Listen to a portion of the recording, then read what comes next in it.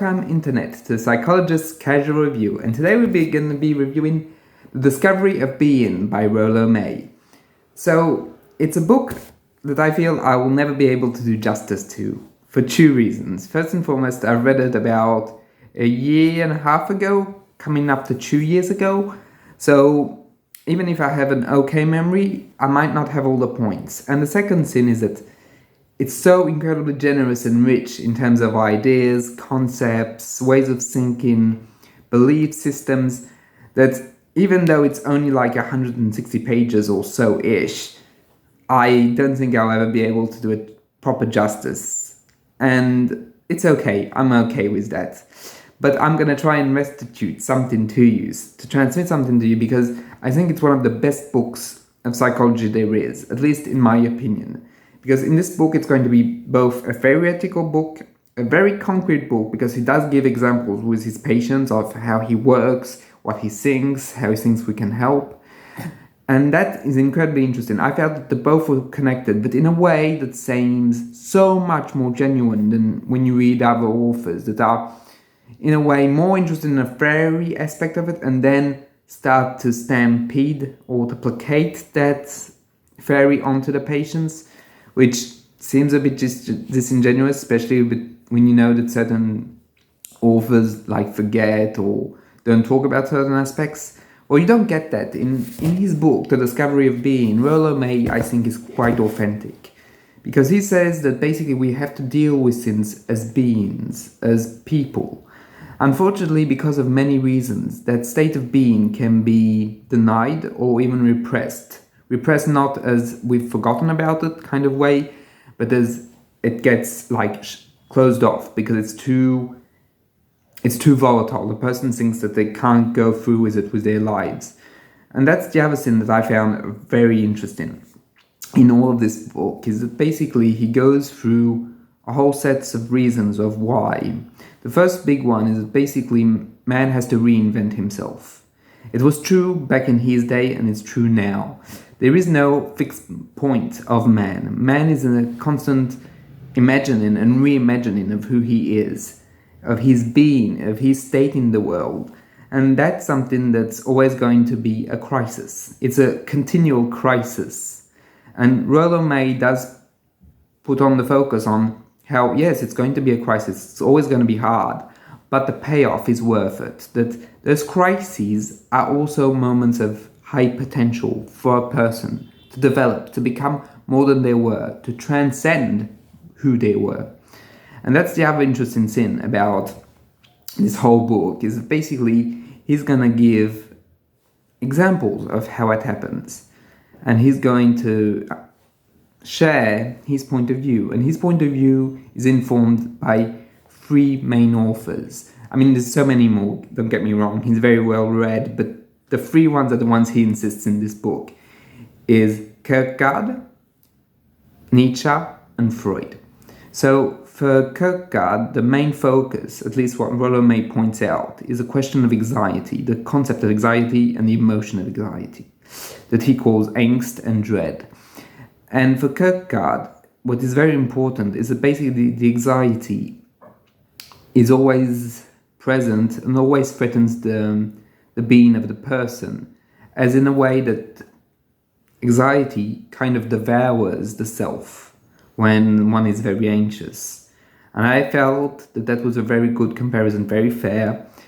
Having had many patients who have had anxiety, I can say that yes, it does in a certain way eat away the self, that the self is replaced by the anxiety.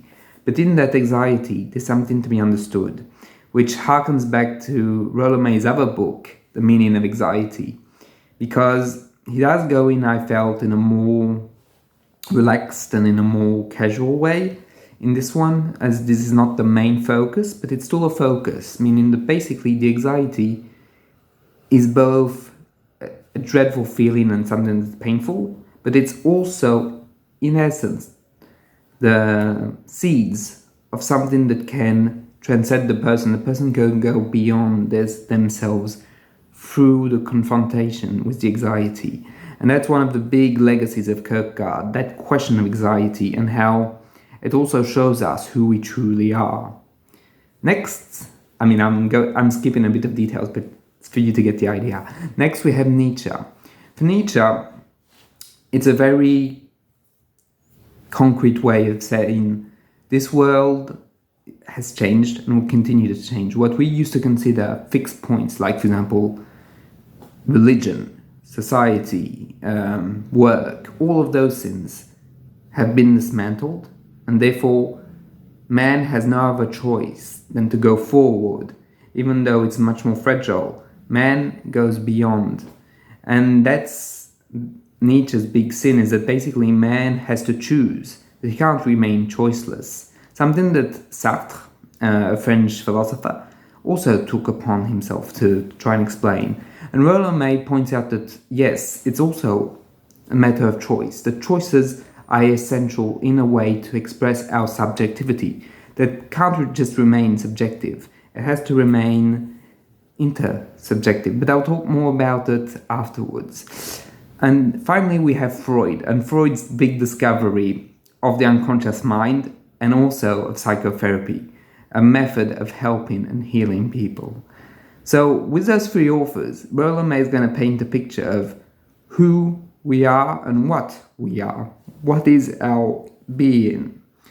And that's an incredibly interesting book, because basically we are three sins, three big ways of being in the world. He thinks that those three ways can be subdivided into what he calls Umwelt, meaning our perceptions and how we see the world and how the world is presented even through our being to us. For example, I see red, I see blue, I feel good, I feel bad. How on my body I can feel my skin, I can touch, I can smell. All of those things are part of the Umwelt, part of the perception itself of the world. Secondly, there is Miltwelt. I'm sorry, I don't speak German, so terrible accent. Miltwelt is the idea that basically we are in relationships. Those relationships inform both the other person on themselves, but also they inform us about ourselves. And he gives the example in therapy that basically if the clinician is not going to change with the patient, then the patient won't change. And I think that's a perfect example of Miltwelt and its effects, that we are connected to one another in a way that's much more subtle than what most people believe. And we cannot expect others to change if we ourselves are not going to change within the relationship. And that I feel that's an incredibly good point that he makes, an incredibly valid and incredibly well-adjusted point, that those areas of relationship, those worlds of relationships, have a deep impact on our state of being. And the third one is Eigenwelt, which is basically ourselves, in our inner core, our subjectivity, how we see our own world, how we subjectively think of ourselves, of others, and of the whole wide world, really, in a way. And basically that core self is something that of course can come into play with relationships, but is also very private. And those three worlds, meaning Umwelt, Miltwelt, and Eigenwelt, coexist always or at the same time, and basically it's a back and forth.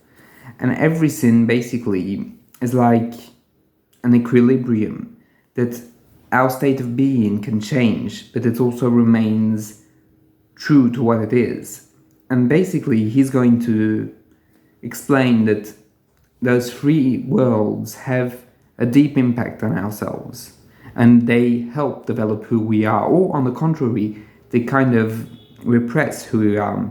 Not in that Freudian repression way, but in the fact that the sins are not actualized. And that's the other sin that's very interesting. In this book he talks about ontological guilt. So what is ontological? Ontological is something that has to do with the being of the person, right? It's a very dirty way of saying it, but basically you get the idea. It's being. It's in the fact of who we are and what we are.